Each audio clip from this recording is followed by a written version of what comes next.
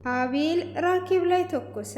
ርብቃም በመደንገጥ ራሷን ሳተች። ሰላም ሰላም! ውድ የተከበራችሁና የተወደዳችሁ የሙላት ዩቲዩብ ቻናል ተከታታዮች ሰላማችሁ ባላችሁበት ዓለም ዳርቻ በጥፍ ብዝት ይበልላችሁ እያልኩኝ ርብቃን ቀጣዩን ክፍል ይዤ ቀርብ ያለው ያለፈውን ክፍል ትንሽ ላስታውሳችሁ። ርብቃ ኢዩኤልን በመከታተል አቤል ያለበት ቦታ ደርሷ ነበረ። እሷም እዛ በምትደርስበት ሰዓት እዩም ራኬብን ይዞ እየወጣ እያለ አቤልም ከልጁ ጋር በመስማማት ራኬብን ለመውሰድ ሲገባ ነበር ክፍሉ የተጠናቀቀው። ርብቃም ባየችው ጊዜ እጅግም ደንግጣ ነበረ። ከየት ነው የመጣችሁት? ለምንድን ነው የመጣችሁት? እያለ እየጠየቀ እያለ እዩንም ተመለስ መልሳ ሲለው እዩም ስላልሰማው ሽጉጥ እንደመዘዘ ነበር ክፍሉ የተጠናቀቀው። ሆኖም ያንን ያወጣውን ሽጉጥ ተው እያሉት ራኬብ እጇ ላይ ተኩሶባታል። ራኬብ እጅ ላይም በተኮሰ ሰዓት ርብቃ ደንግጧ ራሷን ትስታለች። እሷንም እንደምንም ብሎ ወደ ቤት ይዟት ይመጣል። ራኬብንም እዩ እዛው ነበር ጥሏት ሄደው። አቤል እዛው ጥሏት በሄደ ሰዓት እዩ እርዱኝ ብሎ ቢጮውም ሊረዱት ፈቃደኛ አልነበሩም። ሪችና አቤል ርብቃን ይዘዋት ይሄዳሉ።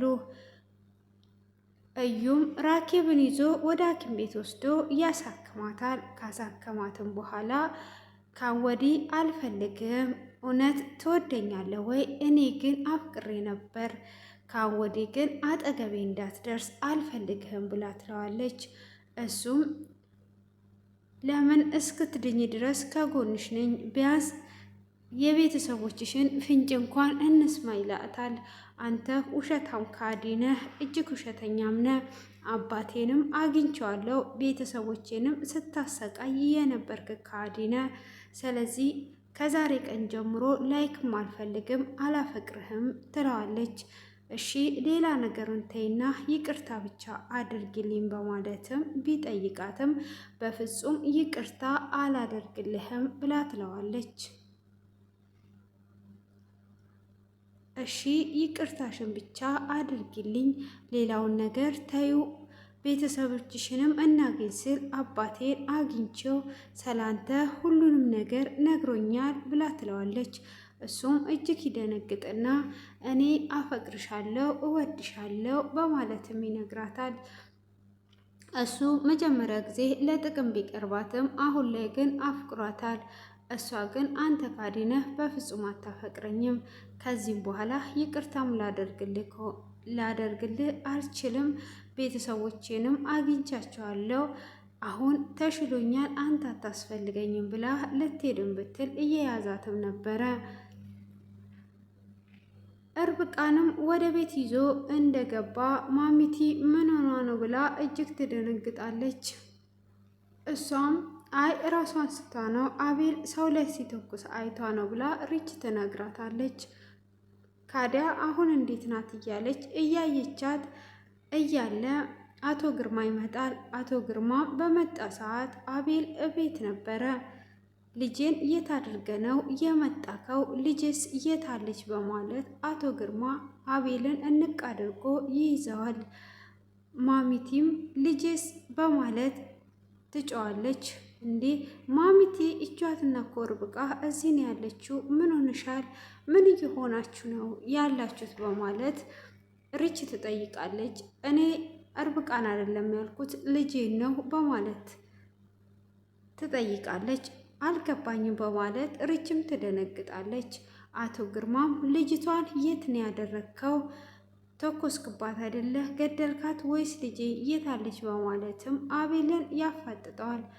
አቤልም እዛው ነው ያለችው ብሎ ሲል ሪችም የተተኮሰባት እዛው ከኢዩኤል ጋር ነው ያለችው፣ አቤል የሚያውቀው ነገር የለም፣ ግን እኔ አልገባኝም የምን ልጅ ነው በማለትም ትጠይቅና አሁን ልጅቷ እዛ ናት ሲል አቤልንም አንተ ልጄ እንደሆነች እየሰማክ ነው ወይ የተኮስክባት ብላ ትላለች። እሱም ሰምቻለሁ ግን አላመንኩም፣ ስላላመንኩ ነው እየተኮስኩባትን በማለት ይናገራል። ሁለቱም ሲጮው ጊዜ ሪች እስቲ አንተ ወደ ውስጥ ግባ በማለት እሱም ወደ ውስጥ ካስገባች በኋላ ወደ ውስጥ ከማስገባቷ በፊት እርብቃን አንድ ነገር አትይም እንዴ ስትል እርብቃም የመርሳት አጋጥሟታልና ስለዚህ እንዲህ ሲያዩት የሚያደርግ ይመስላል በማለትም ምላሽ ትመልስና እሱን ወደ ውስጥ ታረገችው በኋላ ሪች እስቲ ውጪ ላውራችሁ ብላ ትላለች። እርብቃንም ምን ሆነሽ ነው? ለምንድን ነው በአቤል ላይ እንደዚህ የምትጫወቹ በእኛ ላይስ ብላ ስትል አሁን በዚህ አይነት መልኩ ነው የምፈትነው ብላ በጆሮዋ ትነግራትና የመርሳት እንዳጋጠማት ትነግራታለች። እሷም እሺ በማለትም እስቲ ላውራቸው ውጪ ላይ በማለት አልማዝንና አቶ ግርማን ውጪ ላይ ታወራቸዋለች። ግን እኔ ያልገባኝ ነገር የምን ልጅ ነው ልጅ እያላችሁ ያላችሁት በማለት ትጠይቃለች። ልጅቷ የእኛ ናት የራሳችን ናት በማለትም ይናገራሉ። እንዴ ማሚቲ እስካሁን ድረስ ልጅ እንዳላችሁ አውሮታችሁም ሆነ ተናግራችሁ አታውቁም፣ ልጅቷ ኬት መጣችን በማለት ጥያቄ ታቀርባለች። እሷም ጥያቄ ባቀረበች ሰዓት አልነገርናችም እንጂ ልጅ አለችን፣ አሁን የት ነው ያለችው በማለትም ሪችን ይጠይቋታል። ሪችም ከእዩ ጋር ነው ያለችው፣ አቤል ያየው ነገር የለም እጇ ላይ ነው የተኮሰው። ከዛም በኋላ ግን እዩ ይዟት ወደ ሐኪም ቤት ሄዷል። ሐኪም ቤቱንም ስም ትነግረውና አቶ ግርማ እሷን ለማግኘት ይሄዳል። ማሚቲም እግዚአብሔር ይቅናክ አቶ ግርማ በልት ሂድ በማለትም ትልከዋለች። ሪችም አቤል ጋር ትገባና አቤልንም ምን እየሆንክ ነው ያለኸው ብላ ስትል አንድ ነገር ልነግርህ ነው የመጣሁት ብላ ትለዋለች። አይ ለእኔ ከመንገርሽ በፊት ግን እርብቃን እያየሻት ነው ወይ ምን እየተናገረች እንደሆነች ብሎ ይላታል። እሷም አዎ እያየዋት ነው፣ እኔም ልነግር የመጣሁት እሱን ነበረ፣ እኔንም እያለችኝ ነበር። ስለዚህ እርብቃ የመርሳት ባህሪ አጋጥሟታል በማለት ትነግረዋለች። ሪች ይሄ ውሸትሽን ነው በይ፣ እንዴት ሆኖ ነው እንደዚህ የሚሆነው ብላ ስትለውም አንተ በምታደርገው ነዋ፣ ሌላ ነገር ምን አለ? አሁን ልንረዳት ይገባል። ስለዚህ በዚህ ሰዓት ከጎኗ ሁን በማለትም ትለዋለች። እሱም እሺ ግን እንዴት ሆኖ እንደዚህ ሊሆን ይችላል? በጣም አዝናለሁ በማለትም እንግዲህ እንደዛው ይገኛል ማለት ነው። እሷም ይሄንን ካለችው በኋላ እርብቃም ወደ ውስጥ ትመጣለች። እርብቃም ወደ ውስጥ ከመጣች በኋላ የኔ ፍቅር መጣሽልኝ በማለት ያወራታል። የምን ፍቅር ነው አንተ ሰውዬ ከዚህ ቤት ውጣ አላልኩም እንዴ ብላ ትላለች። እንዴ እርብቃ ምን እየሆንሽ ነው ያለሽው? ይሄንን ቃል እኮ ደጋገምሽ ሲል እና ቤቴ ውስጥ ምን ትሰራለህ? ባልሽ እኮ ነኝ ሲላት የምን ባል ማለት ምን ማለት ነው ብላ ትለዋለች። አቤልም በዚህ ሰዓት እየደነገጠ ይመጣል። አሁን ከቤቴ ውጣልኝ ስትለው እንዴ ቤቱ እኮ የራሴ ነው በማለትም ይናገራታል። ቤቱ ምንድነው ያንተ የሆነው? ያንተ አይደለም በማለትም ትናገረዋለች። ቤቱ የራሴ ነው ስትለው እንዴ የኔ እኮ ነው ብሎ ሲላት ቅድም ላይ ሚስቴ ነሽ ስትለኛል ነበር ወይ? ስለዚህ ሚስት ከሆንኩኝ የኔም ያንተም ስለሆነ የኔ ነው ማለት ነው፣ ውጣልኝ ትለዋለች። አቤልም ይደነግጥና የሷ መርሳት እንዴት እንደዚህ ሊሆን ይቻለ በማለት ጥሏት ወደ ሳሎን ይመጣል። እንግዲህ አቶ ግርማን እየጠበቁ እየተጨነቁ ይገኛሉ። አቶ ግርማም ራኬምን ለማግኘት ሄዶ ነበረ። ራኬምንም ባገኛ ሰዓት ራኬም ከእዩ ጋራ ቁጭ ብላ ነበረ። እሷም አባቷን ስታይ ወደ አባቷ ትመጣና አባዬ ይሄ ልጅ ወደ እኔ እንዳይቀርበኝ አድርግልኝ፣ እኔ አልፈልገውም፣ ከህይወቴ ይራቅልኝ ብላ ትላለች። እሱም እሺ በማለት ኢዩኤል ትሰማኛለህ ወይ? አልፈልግህም ካለች አልፈልግህም ነው ራቅላት ይለዋል። እሱም አንገቱን አቀርቅሮም ቢሆን ራኬብ አንድ ነገር የምልሽ ይቅርታ አድርጊልኝ በማለት ይጠይቃታል። እሷም በፍጹም ይቅርታ አላደርግልህም ብላው ትሄዳለች። በስተመጨረሻም አንድ ነገር ልንገርሽ ግን አፈቅርሻለሁ በማለት ይናገራታል። እሷም ዝም ብላ ከአባትየው ጋራ መሄዷን ትቀጥላለች። እዩም አንገቱን ደፍቶ ጎንበስ ብሎ እያለ እነሱ ትተውት ወደ ቤት ይሄዳሉ።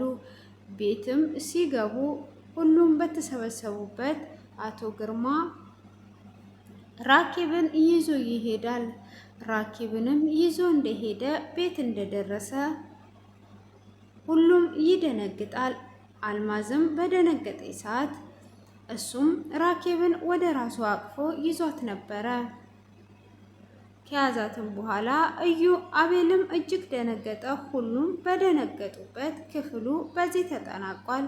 ውድ የተወደዳችሁና የተከበራችሁ ቤተሰቦቼ እንግዲህ አሁን ላይ እርብቃም ልክ እንደ ማሚቲ ያን ጊዜ እረስቻለሁ፣ ሁሉንም ነገር ምንም ነገር አላቅም፣ ምንም ነገር አላስታውስም እያለቻቸው ግን እሷ ምንም ነገር ሳትረሳ ነበረ ሁሉንም ነገር ያንን እንደዛ እያረገች ራሴን ስቼ ነው በማለትም ሰው እስኪያንቀሳቅሳት ድረስ የደረሰችው መጀመሪያዋን ራኬብ ደረቷ ልቧ ላይ የተጻፈውን ሰላየች ራሷን በሳተች ጊዜ እንደዚህ አይነት ነገር ተከስቶ ነበረ።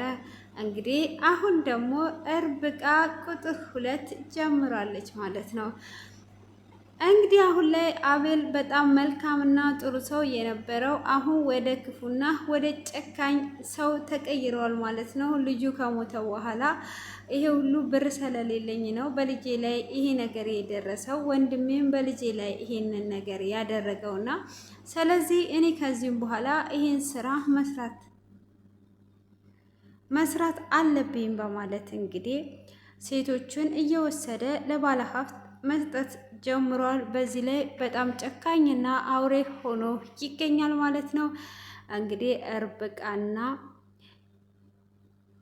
እርብቃና አቤል መጀመሪያ ላይ በጣም በመልካምነት ማሚቲም እንደዛው በመልካምነት እየሰሩ ነበር። ማሚቲ በመሀል ላይ ተቀይሯ ፍራንክ የሰራችው ማለት ነው። አሁን እንግዲህ በተራ እርብቃ ናት። ማሚቲ አሁን ላይ መልካም እናት ሆናለች ማለት ነው። እንግዲህ አሁን ራኬብ ስትመጣ ምን ይቀየራል? ስለ ቤቱ ስለ ሁሉም ነገር እስቲ ምን የሚቀየር ይሆናል? ራኬብ እንግዲህ አቤልን ባየ ሰዓት ደንግጧለች።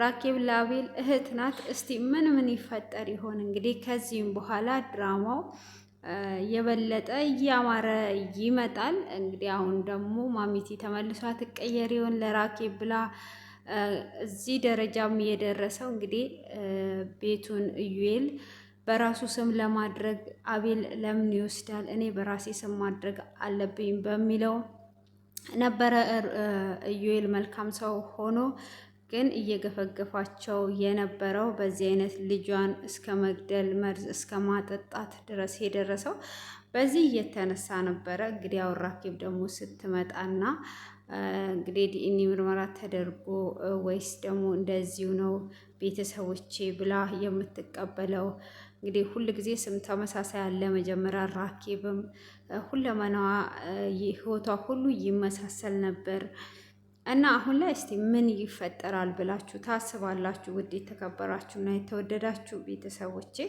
እስቲ ኮሜንት ላይ አስተያየታችሁን እያስቀመጣችሁ የዛሬው ይሄንን ይመስል ነበር ማለት ነው። ደግሞ እያበረታታችሁኝ ስለሆነ ሁልጊዜም ከልብ አመሰግናለሁኝ። አሁንም ማበረታታችሁ አይለኝ እላለሁ እና እስከዚህ ሰዓትን በትዕግስት ስለተከታተላችሁኝ ከልብ አመሰግናለሁ። ቀናችሁ ያማረ የተዋበ ጌታችሁን እያሰባችሁ የምትሉበት የምታመሰግኑበት በየትኛውም ችግር ውስጥ በየትኛውም ሁኔታ ውስጥ ብትኖሩ ተመስገን ጌታ ሆይ በሰላም ያሳደርከኝ፣ በሰላም አውለኝ፣ ቀኔ ያማረ የተዋበ ይሁን፣ ስላዋልከኝ አመሰግናለሁ እያላችሁ ሁልጊዜም እግዚአብሔርን እያመሰገናችሁ የምትሉበት ቀን ይሁንላችሁ። ያው ከተደረገልን ካልተደረገልን የተደረገልን ይበልጣልና ምንም የጎደለን የቀረን ነገር የለም። እግዚአብሔር እንግዲህ ከዚች ከስትንፋሻችን በላይ የሚቀርበው ኃያል የሆነው ጌታ ለሰከንድ ጥሎን የማሄደው የሚጠብቀን ጌታ ሁላችሁንም ባላችሁበት ዓለም ዳርቻ ይጠብቃችሁ። ቀናችሁን አሳምሩት ማለት ነው። ቀናችሁን ማሳመር የምትችሉት እናንተ ናችሁ። በምስጋና ስትጀምሩ ቀናችሁ ያማረና የተዋበ ይሆናል ማለት ነው። ውድ የተከበራችሁ ቤተሰቦቼ እግዚአብሔር ሁላችንን